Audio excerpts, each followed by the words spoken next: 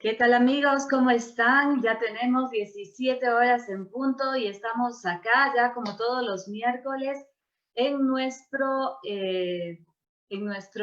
live sobre mediación. Tratamos temas bastante interesantes, tratando de pues contribuir con la comunidad para juntos empezar a encontrar soluciones a esta situación que se nos ha venido de forma inesperada, pero que sobre la marcha vamos uniendo todos los esfuerzos en común para encontrar la mejor salida y tratar de encontrar sobre todo el aprendizaje, la transformación que se dan en momentos de crisis y conflicto. Mi nombre es Joana Ponce, presidenta de la Fundación Mediatores, y hoy tengo el gusto de tener unos invitados, como siempre, de lujo, que contribuyen con nosotros, que nos ayudan, invitados que se caracterizan por aquel compromiso con la comunidad, con la cultura de paz, con la enseñanza.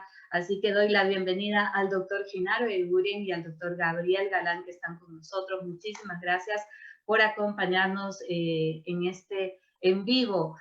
Para hablar de un tema bastante interesante, novedoso, por supuesto, que es el tema de la mediación concursal o los acuerdos concursales que se aprobaron en el proyecto de ley por parte de la Asamblea.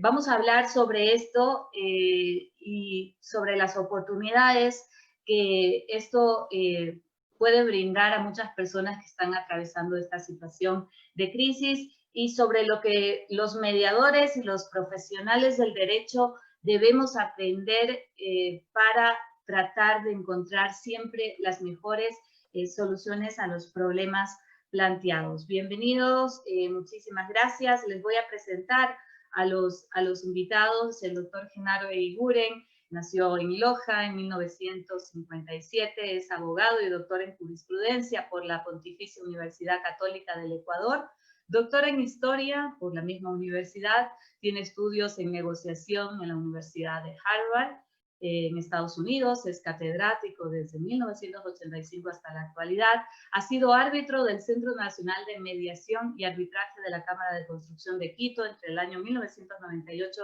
y 2012, fue conjuez permanente de la primera sala del Tribunal Distrital de lo Fiscal número 1, de 1998 a 2002, fue vocal del Tribunal Constitucional de Ecuador, de marzo del 2003 a abril del 2005, es autor de 4 libros y más de 18 artículos publicados en revistas nacionales e internacionales. En la actualidad se desenvuelve como un exitoso asesor jurídico a varias empresas y organizaciones. Nuestro siguiente invitado es el doctor Gabriel Galán. Nació en Quito en 1980, es candidato a doctor por la Universidad Andina Simón Bolívar, magíster en Derecho Civil y Procesal Civil por la Universidad Técnica Particular de Loja, magíster en Derecho con mención especial en Derecho Tributario por la Universidad Andina Simón Bolívar, especialista superior en tributación por la Universidad Andina Simón Bolívar, abogado de Cortes y Tribunales de Justicia de Ecuador por la Pontificia Universidad Católica del Ecuador, mediador certificado y adscrito al Centro de Mediación Mediatores desde el 2009, es catedrático en varias universidades. En la actualidad, pues, es asesor parlamentario y abogado en libre ejercicio profesional y socio fundador de la firma Legacy Soluciones Legales. Muchísimas gracias nuevamente a ustedes, doctores, por acompañarnos, y desde ya le hago la primera pregunta a Gabriel. ¿De qué se trata la mediación concursal? Esta palabra que no es muy común, no está en el argot popular, ni siquiera en el argot jurídico, ¿no? No es muy común hablar de mediación concursal o procesos concursales. ¿De dónde viene la palabra y a qué se refiere y en qué contexto se la ha abordado dentro del proyecto de ley de apoyo humanitario? Ok, muchísimas gracias. Muy buenas tardes con todos.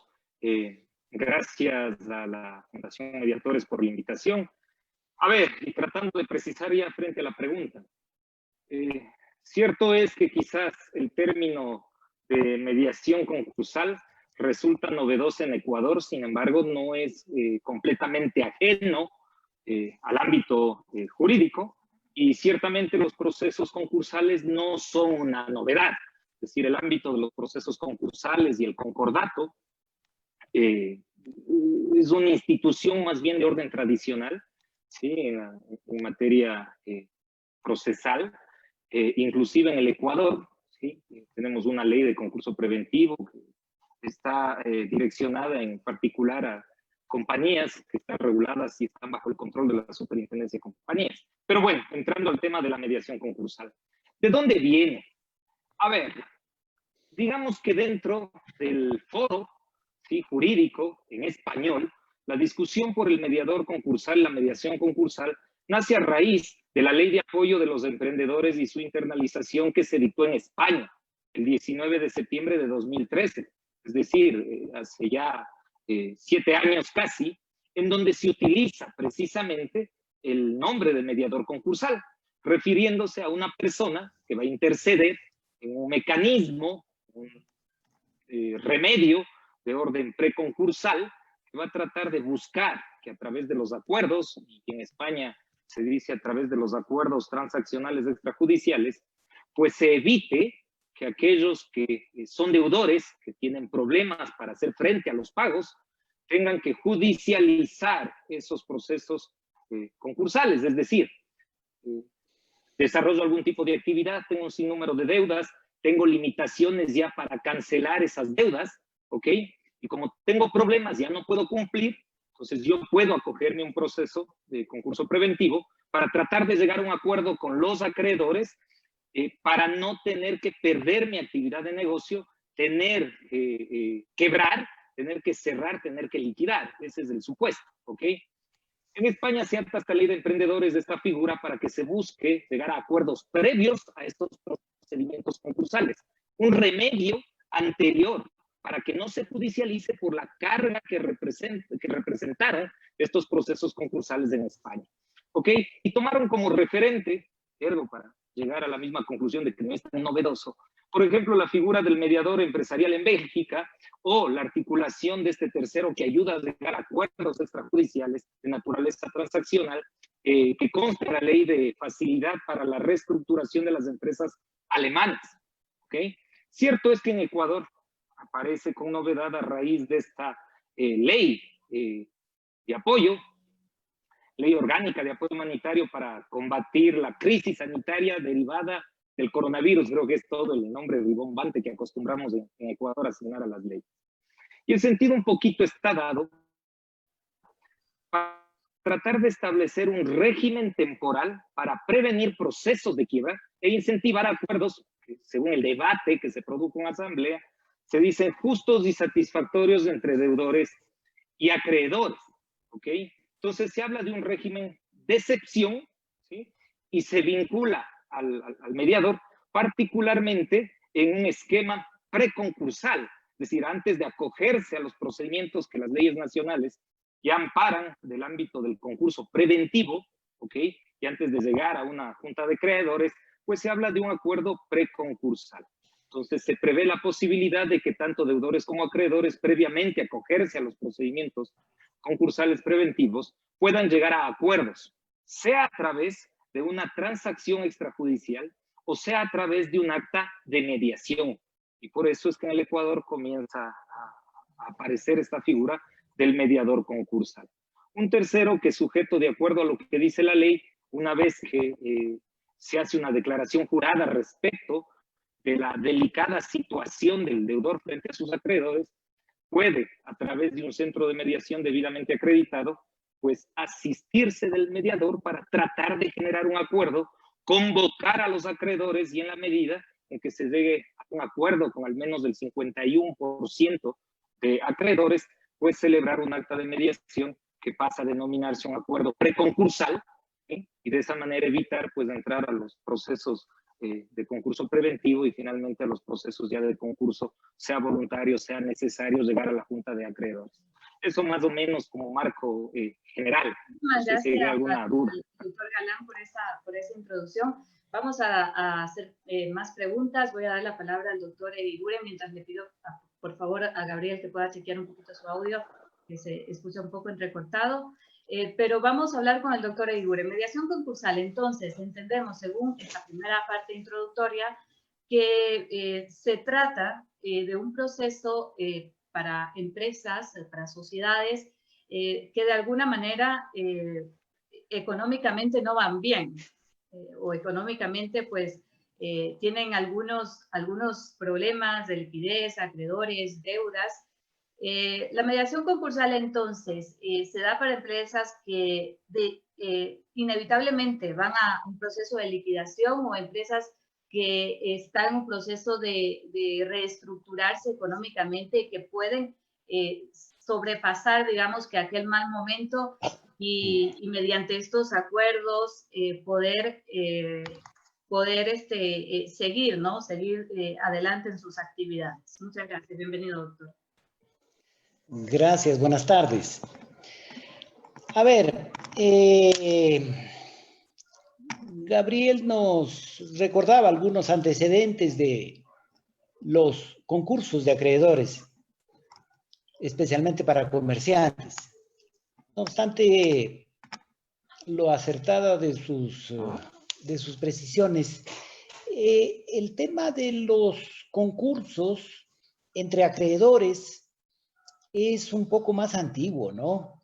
En los Estados Unidos, a raíz de la Gran Depresión del año 29, ya se creó la normativa, el marco jurídico para, a través de una ley que se llamó y se sigue llamando ley de quiebra, ¿no es cierto?, amparar a los deudores que pueden tener dificultades para cumplir sus obligaciones, amparar de los acreedores que quieren precipitar una quiebra, impedir esa quiebra a través de detener las acciones ejecutivas que los acreedores suelen tener contra los deudores y dar la oportunidad de que, primero, todos los acreedores participen de la suerte de su deudor y el deudor tenga alguna opción de no ir necesariamente a la quiebra. En el Ecuador siempre estamos un poquito atrasados en cuanto a legislación. Si en algún lugar los legisladores no son sabios, entendida la sabiduría del legislador como la capacidad de adelantarse a los hechos de una sociedad y crear un marco jurídico para esas realidades a las que la sociedad se va a ver precisada, pues bueno, aquí por lo menos ya la necesidad surgió y se ha incorporado a la legislación estas dos opciones de concurso para prevenir o de alguna manera mitigar los efectos de una quiebra desordenada, de una acción precipitada de los acreedores y que conducen a los deudores, empresarios, sujetos con alguna actividad económica, pues necesariamente a la insolvencia si son naturales o a la quiebra si son personas jurídicas.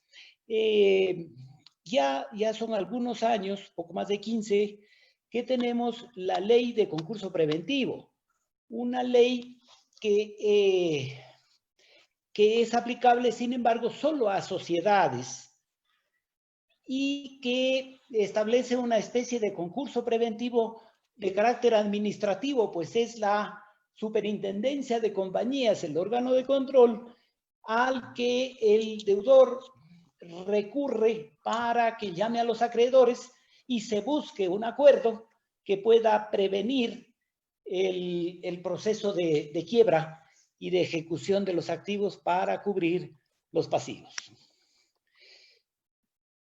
La ley de concurso preventivo es un poco coetánea de la ley de mediación y arbitraje. Pues a fines de los años 90 y principios de este siglo, vivíamos una crisis económica que llevó a generar normativas para enfrentar situaciones de crisis. Ahora estamos frente a una situación similar a esa y por eso es que pues de alguna manera copiando lo que ya han hecho en otro lado, ojalá esté bien copiado, poder tener también esas herramientas a fin de disminuir la afectación que los agentes económicos tienen como consecuencia de la pandemia. La ley de apoyo humanitario prevé 2 mecanismos preventivos de quiebras y de insolvencias. En primer lugar, son mecanismos que están al alcance ya no solo de las compañías, sino también de cualquier sociedad en los términos en que tributariamente se entiende sociedad. Ahí están sucesiones, sociedades de hecho y cualquier tipo de entidad que realice actividades económicas. También las personas naturales tienen la posibilidad ahora de acogerse a una de estas 2 opciones preventivas del concurso de acreedores. La primera opción es una opción que en realidad es una variante de la transacción. Es el propio deudor el que luego de declarar, como decía Gabriel, cuáles son sus deudas y cuáles son sus acreedores, los invita a los acreedores para negociar un acuerdo que impida a los acreedores irse contra el patrimonio del deudor y al no irse contra el patrimonio del deudor, dejarlo activo a fin de que su propia actividad económica pueda ir cubriendo la totalidad o al menos parte de sus obligaciones. Lo puede hacer directamente el deudor o lo puede hacer, y esto parece más idóneo, con la ayuda de un centro de mediación de los autorizados por el Consejo de la Judicatura. La intervención de un centro de mediación le da más seriedad al proceso y termina siendo un buen canal para conducir la voluntad, si es que hay, de deudores y acreedores hacia un acuerdo. Y el otro caso es el judicial. El deudor puede concurrir, pues, habiendo previamente declarado ante notario sus acreencias, sus deudas, concurrir ante el juez para que el juez conduzca el procedimiento de acuerdo para evitar llegar al ataque de los acreedores al patrimonio del deudor, impidiéndole finalmente a este cubrir sus propias obligaciones. Gracias, doctora. Muchísimas gracias por su explicación bastante clara. Bueno, ya avanzando un poco y adentrándonos en el tema, ¿qué beneficios, nos podría resumir el doctor Galán, qué beneficios tendría el empresario y en este caso, pues, si también una persona natural que tenga alguna actividad comercial puede acogerse a este procedimiento y qué beneficios tendría? A ver, evidentemente este régimen temporal está considerado con mérito al estado de excepción que vivimos, ¿ok? De manera que como beneficios, ¿sí? Inicialmente está la misma concepción del acuerdo preconcursal, es decir, el que no exista la necesidad de entrar a un concurso preventivo y que menos aún se traslade ya a un proceso concursal necesario, ¿ok? Sino que fácilmente el deudor frente a los acreedores puedan diseñar un esquema adecuado, ¿sí? Un acuerdo en el que se pueda visualizar en el tiempo y, ojo, sin mayor limitación, porque la ley no llega a prever en cuánto tiempo se tiene que terminar de pagar todas las obligaciones, ¿ok? Sino que libremente se puede establecer un plan de pagos que sea adecuado, que se garantice en el mismo giro del negocio y que permita además que aquel que está realizando una actividad económica pues no deje de realizarla o no se ponga en riesgo el hecho de que tenga que abandonar el giro por tratar de licuar todos sus activos y pagar a cortos plazos todas sus deudas. ¿Ok? Entonces, el solo hecho de la posibilidad de este acuerdo precontractual es un beneficio porque implica no ingresar ni a procedimientos administrativos ni a procesos judiciales preventivos y menos ya al proceso concursal necesario por las condiciones en las que puede estar y la dificultad para el pago. Esto supone, de manera general, un mayor ahorro en cuanto a gastos, que es relevante, es decir, cuando un deudor, claro, está en condiciones de una aparente insolvencia o quiebra, tener que entrar a un concurso preventivo también representa gastos, ¿ok? Cuando tienes que acceder a vía judicial y tienes que buscar el patrocinio de un abogado para seguir la vía. Representan también una mayor implicación de las partes en el proceso y eso ayuda en la generación de confianza para el asentamiento adecuado del acuerdo, porque finalmente cuando se opera a través de los procedimientos preventivos, sea administrativo, sea judicial, que son de data. Yo hace un momento me referí exclusivamente a los antecedentes del mediador concursal, pero claro, por ejemplo, como bien decía el doctor Eguiguren, la ley de concurso preventivo data del 8 de mayo de 1997 y la última codificación se hizo en el 2006. Tenemos tiempo. Pero cuando ya entras en esas vías, pues se genera desconfianza frente a los acreedores porque el mensaje que estás enviando es, señores, definitivamente no tengo con qué, tengo problemas y estoy obligado por ley a encaminarme por esta ruta. El hecho de que podamos tener acuerdos pre-concursales elimina eso y potencia la confianza en términos de una mayor implicación de las partes en la negociación. Hay mayor flexibilidad procedimental frente al tema del acuerdo preconcursal. Bien comentaba el doctor que además se habla también ya del concurso preventivo con algunas variantes dentro del aspecto judicial.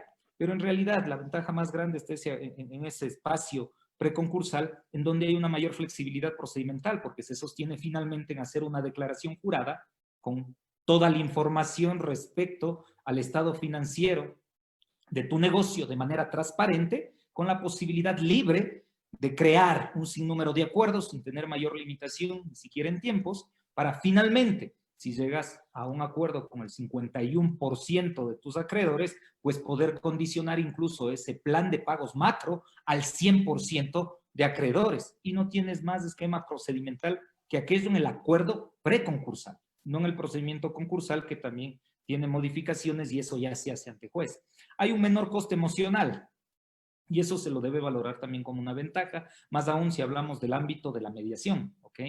Hay, al menos de lo que se ha visto, porque en el Ecuador aparece con este proyecto de ley, todavía no es ley, no sabemos en términos reales cómo quedará el texto final, pero al menos de la experiencia, ya les digo, al menos dentro del debate jurídico en idioma español, pues los resultados en España han demostrado, a partir de su ley de emprendimiento, que hay un mayor cumplimiento de los acuerdos cuando se realiza en este esquema de transacción o de mediación, porque finalmente son las partes quienes construyen libremente esa posibilidad de solución y por el involucramiento de las partes mismo, no por disposición judicial ni mucho menos, resulta que hay un mayor cumplimiento de ese tipo de acuerdos. Y algo que parece que a veces no se le da mayor relevancia, pero en una situación como la actual, en donde hay que recuperar la confianza para tratar de promover también cualquier tipo de actividad económica, pues la confidencialidad y discreción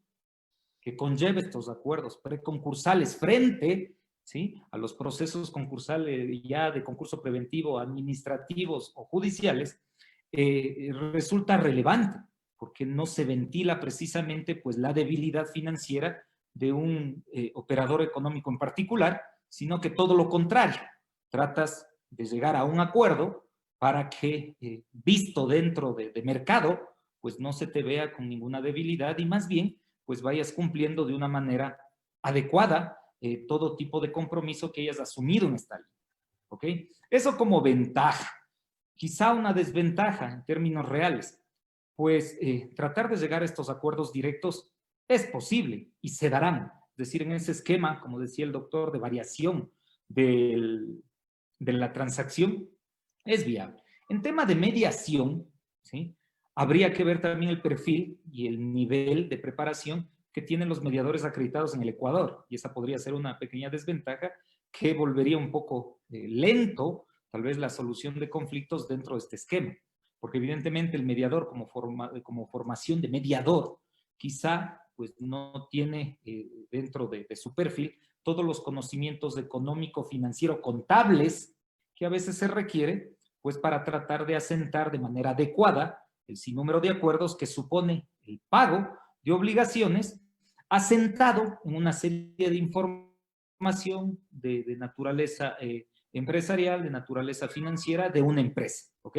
Pero eso implica también el proceso de abrir líneas de preparación suficiente para tratar de articular a través de los centros de mediación las alternativas adecuadas. Ya frente al procedimiento puntual, que es las variantes que existen en el procedimiento concursal preventivo. Claro, las ventajas se da porque este procedimiento que es de excepción disminuye de alguna manera ciertas formalidades que se deben de cumplir, ¿ok? Si vamos también a la vía ya del ámbito del concurso preventivo ante juez, también se asienta finalmente en una declaración juramentada, y a través de esa declaración juramentada pues se busca asentar a través de información transparente acuerdos posibles para llegar rápidamente a una junta de acreedores, ¿sí?, en la que se pueda plasmar sin mayores limitaciones acuerdos de fácil cumplimiento, que facilite el hecho de que el deudor siga con un giro de negocio y que los acreedores pues tengan certeza o garantía respecto de los acuerdos que se están celebrando. Así que eso al menos lo que yo puedo apreciar de primera mano de lo que plantea este proyecto de ley.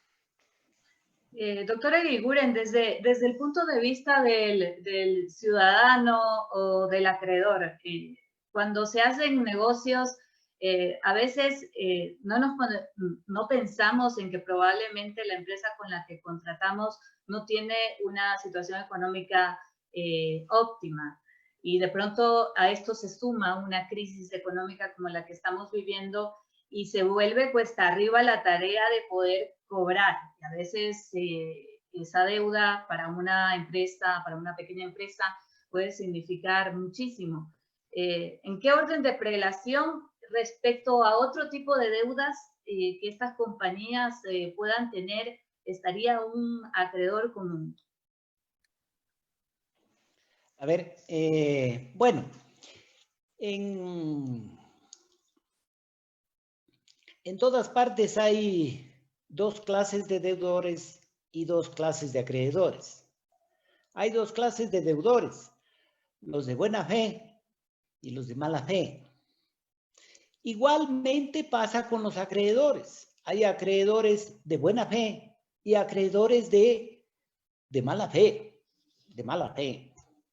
El acreedor de mala fe es aquel que, en perjuicio del deudor y de los demás acreedores, pretende ejercer un derecho legítimo, ¿no es cierto?, que es el de cobrar, Pero cuando lo hace a sabiendas de que está perjudicando al deudor y a los demás acreedores, entonces se convierte en un acreedor de mala fe, probablemente en alguien que está abusando de su derecho. Bueno, la ley contiene, a través de una disposición que establece una nueva lista de créditos privilegiados de primera clase, modificando la calificación de los créditos, la prioridad que tienen los créditos en el Código Civil. Créditos de primera clase, de segunda clase, de tercera y hasta de cuarta, ¿no es cierto? De cuarta categoría, aquellos que ya no tienen ningún privilegio. Pero esta ley está estableciendo, ¿no es cierto?, una nueva lista de créditos que tienen privilegio. Y esta lista son los créditos que tienen privilegio de primera clase. En esta lista, que al fin es encabezada por los acreedores cuando son menores de edad, y está a continuación el trabajador que antes no estaba en segundo lugar. En tercer lugar, me parece, estoy destacando los casos de los que nos interesa, en tercer lugar está el de las acreencias de los proveedores del deudor. Esto es importantísimo, porque los proveedores del deudor en el Código Civil son créditos de cuarta, son acreedores de cuarta. O sea, a ellos les llega si es que sobra, lo cual es poco probable. Incluso antepone estos créditos, los de los menores de edad, los de los trabajadores y los de los proveedores, obviamente a los créditos hipotecarios, a los créditos del IES, a los créditos del Estado y a los demás créditos que antes tenían privilegio. Entonces yo creo que los que negocian con los emprendedores, con los empresarios, tienen una invitación remunerada, tienen un premio si concurren a ampararse en estos sistemas. Y los problemas que vamos a ver en los próximos meses, que ya los estamos viendo y que los vamos a ver durante varios años, es precisamente el de los acreedores que no tienen privilegios según el Código Civil. Pero si se van por estas vías, ¿no es cierto?, amparándose en esta ley, bien podrían obtener o mejorar las posibilidades de recuperar, ¿no es cierto?, que no las tienen sin este nuevo privilegio que nace de esta nueva lista de créditos privilegiados. Así es que, ojo con esta nueva lista de créditos privilegiados, porque curiosamente deja a los acreedores que antes llegaban primero, ¿no es cierto? El Estado y sus instituciones, los impuestos y la seguridad social estaban por delante de cualquier otro acreedor, apenas si los trabajadores se salvaban, pero el resto de acreedores pues no tenía posibilidad alguna de recuperar sus créditos. Entonces yo creo que aquí está, si se quiere, el mejor incentivo, el mejor acicate para ir a estos sistemas de acuerdo con la finalidad de prever las quiebras y las insolvencias en las que, la verdad sea dicha, todos pierden, no solo el deudor, sino también los acreedores. Aquello de vender las cosas en mal tiempo hace que se vendan a mucho menos de lo que en realidad valen o podrían valer. Y eso es lo que se trata de impedir a través de acuerdos, ¿no es cierto?, a los que un mediador con un buen sentido común, un poco de lógica económica, podría conducir a los interesados. Hay un campo muy interesante para la mediación, gracias a esta opción, que puede ser ley si es que el proceso de formación de la ley de apoyo humanitario concluye felizmente. Gracias. Doctor Galán, si una empresa o un empresario, un comerciante, hablemos de sociedades más bien, está interesado en no ir a la quiebra, en salvarse de esta situación y cree que tiene oportunidades para hacerlo, pero para ello necesita que todos sus acreedores lleguen a acuerdos y acuerdos probablemente que condonen intereses, condonen multas, den facilidades de pago a muchísimos plazos, ¿no? A plazos bastante largos, hablamos de probablemente 5 años, dependerá de la situación económica de esta empresa, pero lo que quiero destacar es que el interés en estos casos es que la empresa pueda continuar. ¿Le beneficia este proyecto de ley para para alcanzar ese fin? A ver, inicialmente sí, si llega a buen término, sería una herramienta entre muchas que se debería tratar de probar y asentar para garantizar un buen resultado, claro, en una situación extrema como la que estamos viviendo para cualquier tipo de empresario o emprendedor.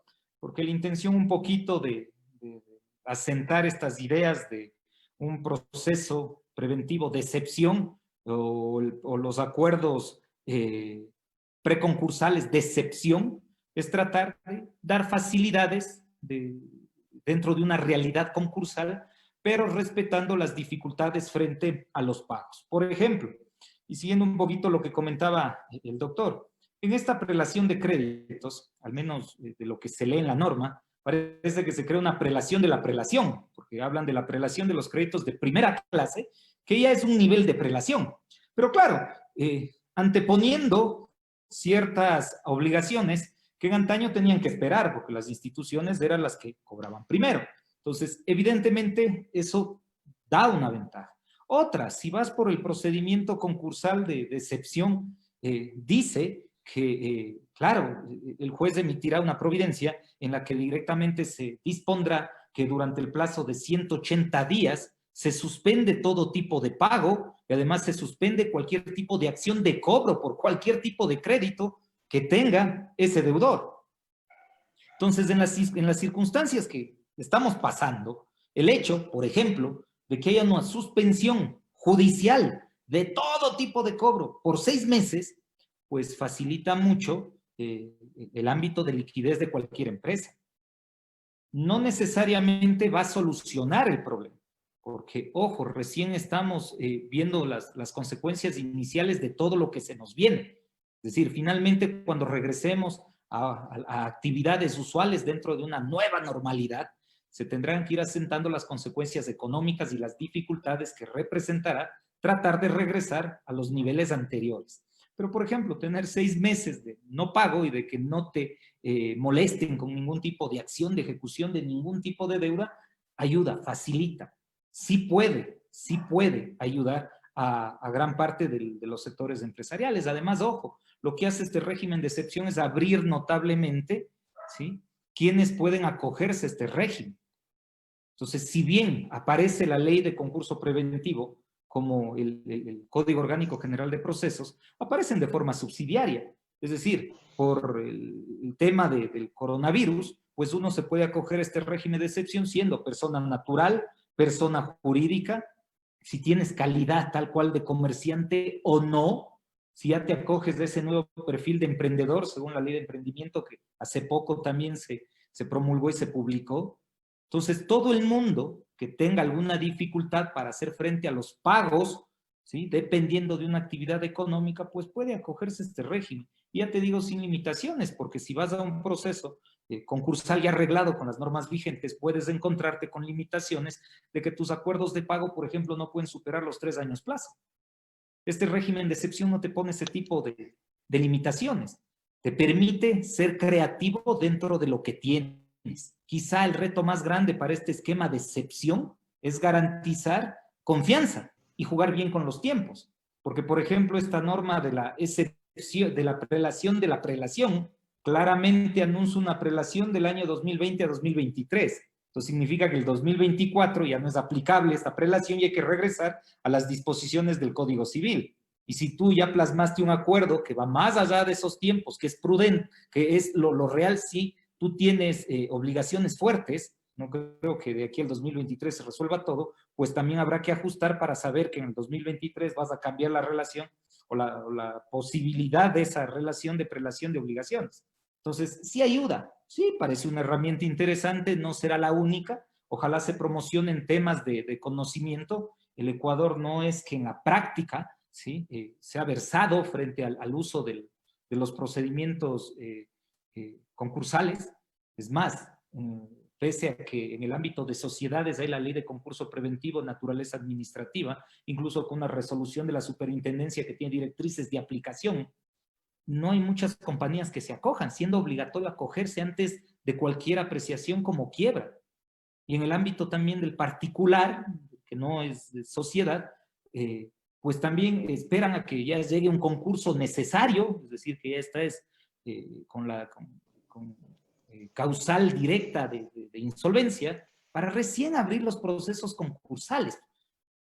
Nunca hemos tenido, aparentemente no hay una cultura de frente al problema, decir, hey, tengo un problema real, pero creo que tengo capacidad de salir adelante y antes de terminar de hundirme, mejor sentémonos, construyamos acuerdos, veamos mecanismos para cumplir con mis obligaciones y finalmente yo también salir y salir bien. no hay esa cultura, ojalá, porque es una nueva ley con este añadido de excepción, de preocupación, además general, frente a las condiciones económicas en las que quedemos, también se vaya sentando esa noción. Ojo, aquí hay una palabra básica que es preventivo, el ánimo de prevenir, el hecho de no llegar a un concordato, de que no llegues ya obligado a sentarte frente a tus acreedores y ver cómo diablos pataleas para tratar de cumplir. No, tratar de prevenir. Pero eso implica, obviamente, más allá que la ley, también tener una visión clara, y sobre todo el sector empresarial, el sector productivo en el país, para sentarse de una vez y tratar de salir adelante. Muy bien, muchas gracias. Tenemos ya 20 minutos, el tiempo se nos ha ido rapidísimo. Vamos a dar paso a las preguntas de las personas que nos están viendo tanto en vivo como en Facebook, como a nuestros estudiantes que están participando activamente en este seminario. Tenemos 30 estudiantes que están con nosotros, que también tienen algunas preguntas. Alex dice, buenas tardes, estimados doctores. Tengo una pregunta acerca de la acción paulina. ¿En qué momento se puede aplicar a un deudor que fue imposible cobrarle una deuda pese a que se agotó todo tipo de acciones judiciales? Pauliana. Pauliana. Debe ser algún error tipográfico. Doctor Galán es el maestro en esa área. A ver, el tema de la acción pauliana es un mecanismo de reparación a los estados de ineficacia de los negocios jurídicos, cuando se provocan por fraude. Entonces, ¿cuándo se aplica la acción pauliana? Cuando directamente alguien que es deudor y que tiene capacidad, ¿sí?, de hacer frente al pago de la deuda con sus bienes, pues comienza a disponer arbitrariamente y simuladamente de esos bienes, haciendo aparecer que en realidad no los tiene para dejar de pagar la deuda. Esa es la acción pauliana. Es un mecanismo, sí, para tratar de corregir la posibilidad de ocultamiento de bienes por parte del deudor como fraude. ¿Por qué? Porque todo tipo de obligación genera un derecho de crédito, pero junto al derecho de crédito hay un derecho general de prenda, es decir, todos nos obligamos a sabiendas de que garantizamos nuestras obligaciones con todos nuestros bienes presentes y futuros. ¿Ok? ¿En qué momento se puede accionar? Bueno, los requisitos, digámosle de alguna manera, para que se pueda establecer la acción pauliana, es que evidentemente ya exista un deudor, es decir, que exista la posición de un deudor, exista acción de cobros frente al deudor, y antes de que se pueda ejecutar cualquier tipo de medida de garantía sobre esos bienes, pues el deudor comienza a disponer arbitrariamente y sin ningún tipo de retorno. Vamos a un ejemplo simple. Si yo tengo deudas, sé que no estoy pagando, todavía no se ha iniciado ningún tipo de acción, no hay certeza real de que tengo posición de deudor, y además de que no estoy en posibilidad de pago, yo puedo seguir y vender mis bienes y puedo donar también mis bienes, en la medida que cumpla los requerimientos legales. Pero si ya tengo un sinnúmero de acciones en mi contra, ¿sí?, tengo obligaciones pendientes, y ya con la inminencia de esas acciones, de repente comienzo a regalar todo. Y cuando ya viene un mandato de ejecución, digo, qué pena, no tengo nada, decláreme nomás insolvente, pues es momento de articular la acción pauliana para dejar sin efecto todos los negocios jurídicos de disposición, apalancados, motivados por ese fraude y que carecen de retorno. Porque, ojo, no es cuestión de que el deudor no pueda vender un bien. Si yo vendo un bien, así tengo un juicio, voy a recibir dinero por ese bien. Y yo con ese dinero también puedo hacer frente a mi deuda. Pero si, claro, hago aparentar, como en el Ecuador típico, todavía hay abogados que sugieren las ventas ficticias. Entonces resulta que hay una venta ficticia, que no es venta. Entonces no hay retorno. Lo único que estoy es disponiendo fraudulentamente de mis bienes. O bien se me ocurre, justo antes de que venga ya las acciones directas de cobro, coger y regalar todo. Y decir, qué pena, no tengo, ya, hasta luego, gracias. Entonces, esos son los requisitos que se prevé para acción pauliana. Que esté ya en una posición de deudor con inminencia cierta de cobro y que en ese momento pues comience a disponer fraudulentamente de los bienes. Por supuesto, a veces unas soluciones que causan más mal del que pueden evitar, y que a veces las personas piensan que si se inventan algunas transacciones o algunos negocios pueden evadir aquellas situaciones. Finalmente, pues existen figuras jurídicas como esta que van a permitir garantizar los derechos justos de las partes. Tengo otra pregunta para el doctor. En el caso de personas naturales que tienen también deudas con instituciones financieras, incluidas las que otorgan tarjetas de crédito, ¿se podría acceder a este proceso de mediación?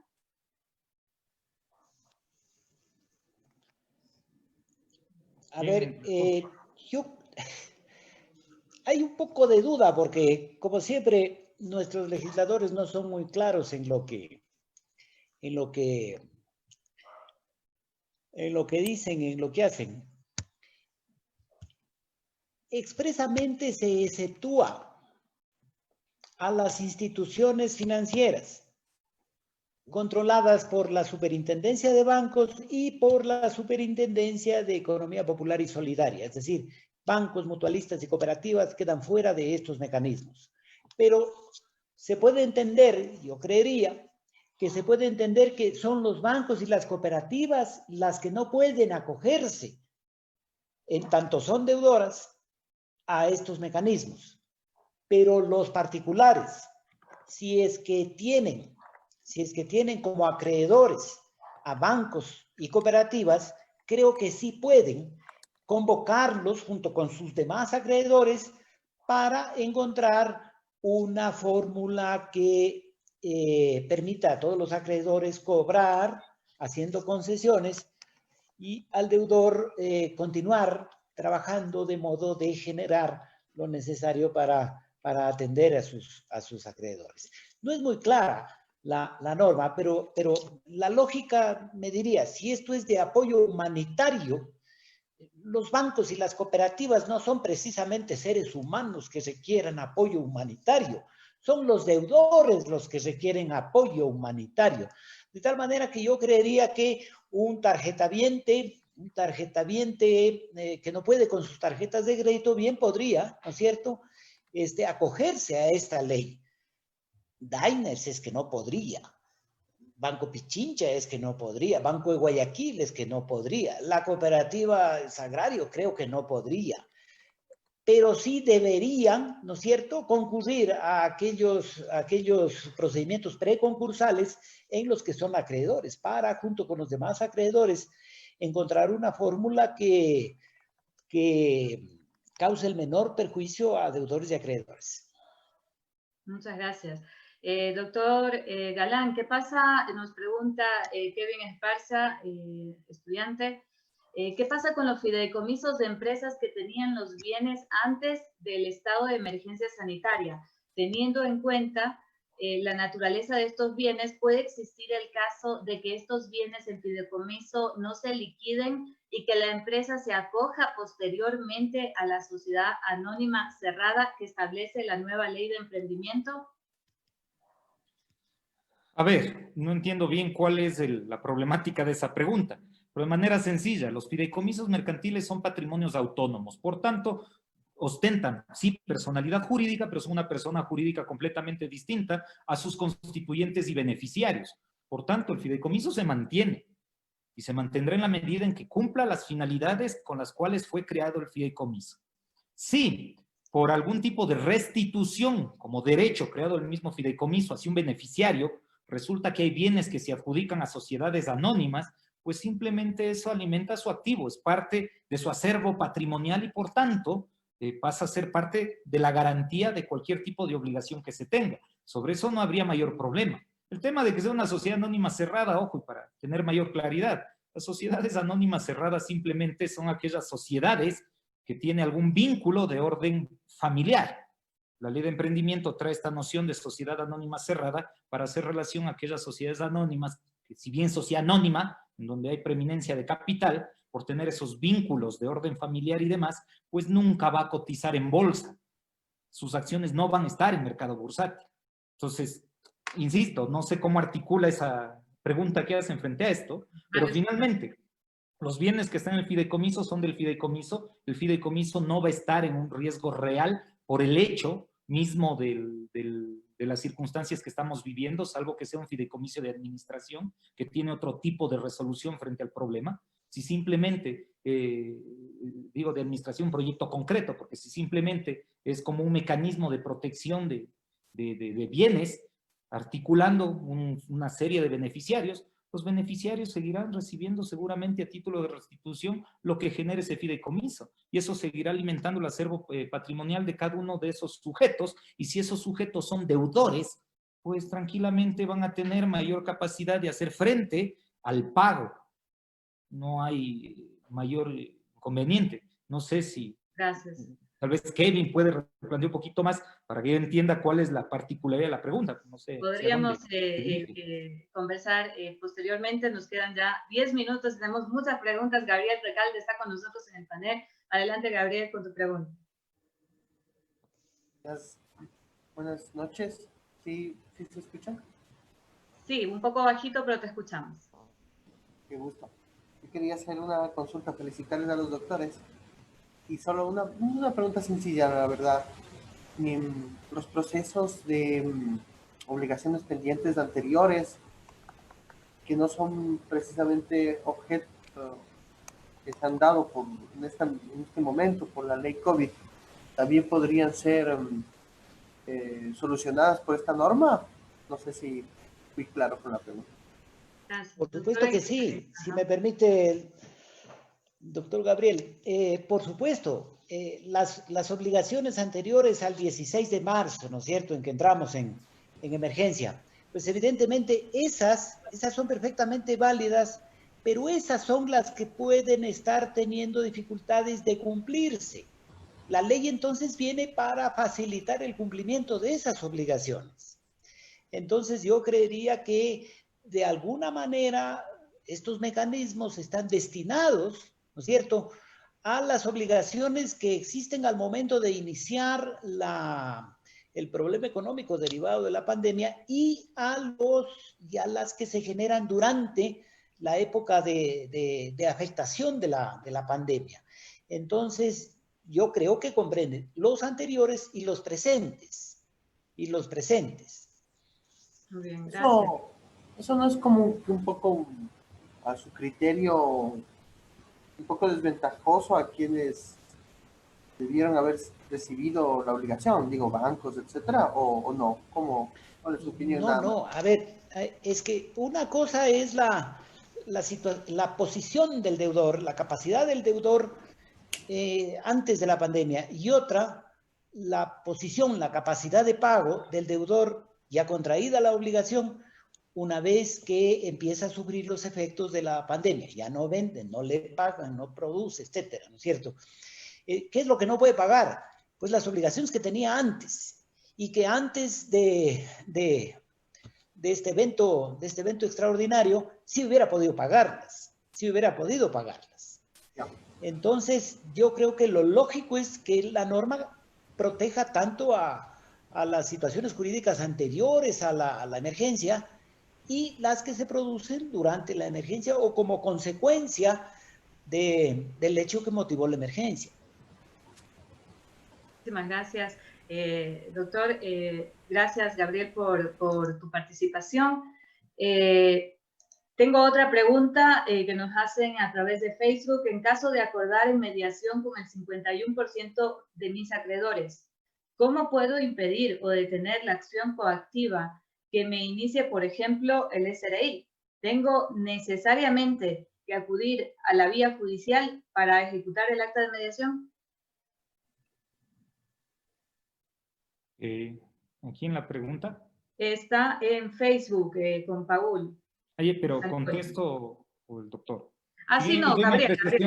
Ya, mi apreciación al respecto. A ver, el tema no es que para que parte de los acreedores que no conforman el 51% acaten lo que esté en el acuerdo de mediación, hay que ejecutar el acuerdo de mediación. No, el proyecto de ley trae una norma, ¿sí? Y si me dan un segundo, trato de ubicar el texto y les leo lo que dice el texto de la norma.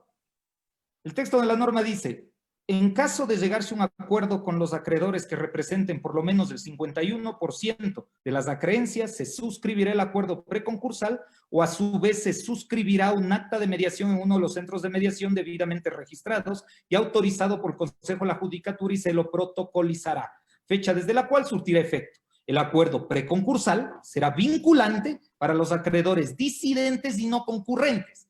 ¿Cuál es el acreedor disidente? Aquel que no está de acuerdo. Y el no concurrente es el que sencillamente no acudió al llamado que se le hizo. La norma prevé que el acuerdo preconcursal es vinculante. ¿Qué pasa si existe un procedimiento coactivo por parte de la administración tributaria? No vas a tener otro mecanismo de defensa, porque es un procedimiento administrativo de ejecución, sino que el juicio de excepciones. Y claro, uno dice que el juicio de excepciones es tasado. Resulta que uno no podría llegar a establecer si no tiene una excepción como tal. Pero dada que hay una norma particular en ley, resulta que la administración tributaria pues carecería del derecho para dictar el título de crédito que además justifica ese procedimiento coactivo y por tanto no podría cobrarse la deuda. Entonces, si en el peor de los casos el SRI pues trata a través de un proceso compulsivo de cobro cobrar una deuda al margen de lo que está previsto, a sabiendas que eso también está en el artículo de prelación de primera clase, y a sabiendas de que se puede también suspender ese tipo de obligaciones porque no hay una exclusión directa, pues sencillamente yo sí creo que a través de juicio de excepciones y a través de causales como la falta de derecho que tiene la administración para seguir la ejecución de la deuda, pues podrían defenderse frente a esa coactiva. Ahora no sé qué opina el doctor Iguiguren, él es experto. Sí, sería interesante también. Pues, contencioso administrativo. Creo que él es voz más autorizada. A ver, a mí me parece que no, el doctor Gabriel tiene razón. No puede el SRI, siendo un acreedor, perjudicar pues, a los demás acreedores, ¿no es cierto?, pretendiendo cobrar al margen de un acuerdo que los involucra a todos, hayan o no participado. Ahora, para poder oponer el acuerdo preconcursal al SRI, tendría que el deudor haber declarado en la declaración juramentada que tiene que hacer de cuáles son sus acreedores, haber incluido esa deuda tributaria, que a lo mejor no estaba firme, pero tiene que haberla incluido. Uno. Y dos, tiene que haber alguna manera de comprobar, ¿no es cierto?, que el deudor lo reconoce al SRI como acreedor, lo convocó para la mediación o lo invitó para la negociación y no concurrió. Entonces sí sería oponible el acuerdo o el acta de mediación. Perfecto. Una última pregunta para ya entrar ya en las palabras finales. Andrés Guerrero nos pregunta si en virtud de la nueva ley las instituciones públicas acreedoras podrán celebrar este tipo de acuerdos con sus deudores sin limitaciones, doctor Galán. A ver, esta es una linda pregunta porque generalmente cuando se ve todo desde el Estado, resulta que nada es transable por la relevancia del interés público. Pero finalmente, aquí dentro de la misma previsión que se hace de la prelación de créditos de primera clase, constan las obligaciones con el Estado. Constan las obligaciones con el Estado. Y a diferencia de como ocurre en otras normas, no se ha excluido ni se da ningún tratamiento especial a ese tipo de deudas. Se habla de manera amplia, se incluye todo tipo de deudas, incluso las deudas con el Estado en la prelación de los créditos privilegiados, ha bajado en el orden de preferencia. Entonces, evidentemente, se entiende que el Estado pues, puede acudir y suscribir un acuerdo preconcursal, porque si vamos a pensar que el Estado sigue limitado porque es materia no transigible, entonces me disculpan, pero esto no sirve para nada, porque realmente gran parte de la incidencia en los pasivos, sobre todo pasivo contingente en cualquier negocio, en cualquier unidad productiva, va a ser deudas, administración tributaria, con el Instituto Ecuatoriano de Seguridad Social y un sinnúmero de multas que seguramente les irán poniendo de a poco por el incumplimiento que generarán, por ejemplo, en materia laboral. Eso es eso no podemos evitarlo, es inevitable. Gracias, doctor Galán. En un minuto que ya nos queda, sus palabras El finales. doctor Eguiguren creo que quiere hacer Sí, una claro. aclaración. Habría que, en la pregunta no quedaba claro si el Estado, la institución pública es deudora o es acreedora. Si la pregunta es acreedora, pues evidentemente está sometida también a transar, ¿no? Puede transar. Pero creo que la pregunta iba más bien a si la entidad pública es la deudora. Qué sé yo, el Ministerio de Obras Públicas, ¿no es cierto?, que debe a las 11,000 vírgenes, que no ha pagado ninguno, porque no tiene. Si el ministerio podría ir a un centro de mediación y decir, a ver, estos son mis acreedores, todos estos contratistas, a lo mejor hasta los empleados públicos, en fin, vengan para acordar la forma como podré yo irles pagando. El mayor deudor que tiene el país este rato es el Estado y sus instituciones. Eso que en los periódicos se lee déficit, es deuda que existe sin posibilidad de pago. Eso es el déficit. Y son cifras de miles de millones, ¿no? Hemos oído que son 12,000 millones el déficit. Son 12,000 millones que el Estado debe o va a deber en este año. ¿A quién? Pues a sus acreedores. Interesantísimo ese punto de vista, sin duda. Yo creería que sí puede el Estado, pero debería la norma precisar, quizás el reglamento pueda hacerlo, que vayan al centro de mediación de la Procuraduría para tranquilidad de los servidores públicos, ¿no? Porque creen que ahí no les pasa nada. En los otros centros sí tienen temores, ¿no? Pero en el de la Procuraduría parecería que no hay tantos temores. Nada más, gracias. Gracias, doctor. Palabras finales, antes de pasar con Gabriel, recomendaciones para empresas que están pasando por esta situación económica compleja y también para acreedores, ¿no? Personas que necesitan cobrar una deuda y no saben cómo hacerlo. ¿Y yo? El doctor Eguiguren. Sí. Recomendaciones.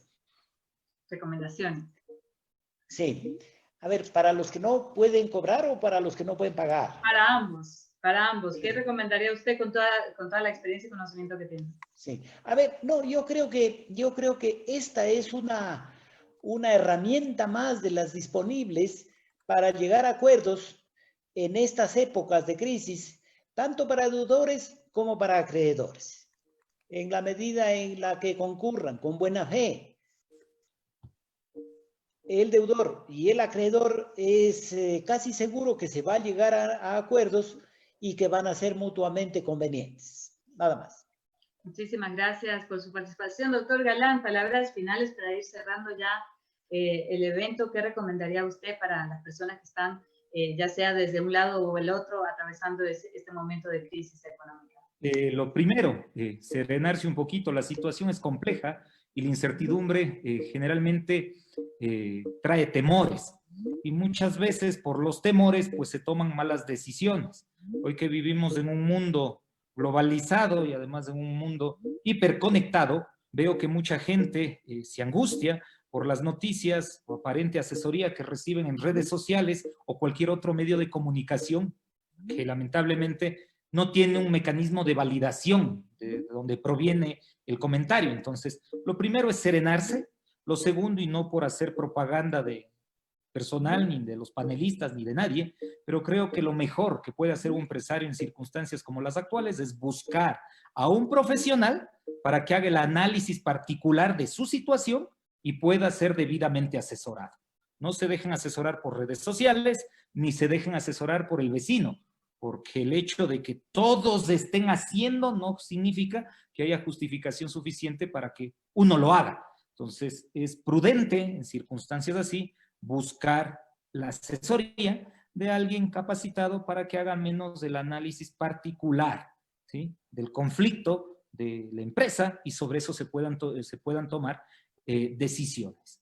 ¿Ok? No podemos trabajar sobre la desesperación. Veamos que viene como norma, aclarar que esto está como proyecto, y creo que después de todo lo que hemos pasado en el país, uno no sabe, porque a veces en las fases de sanción del presidente se terminan cambiando abismalmente los textos. Entonces también tomar en consideración que hay que esperar que esta ley finalmente salga publicada y en qué términos para ver de qué modo se podría aplicar.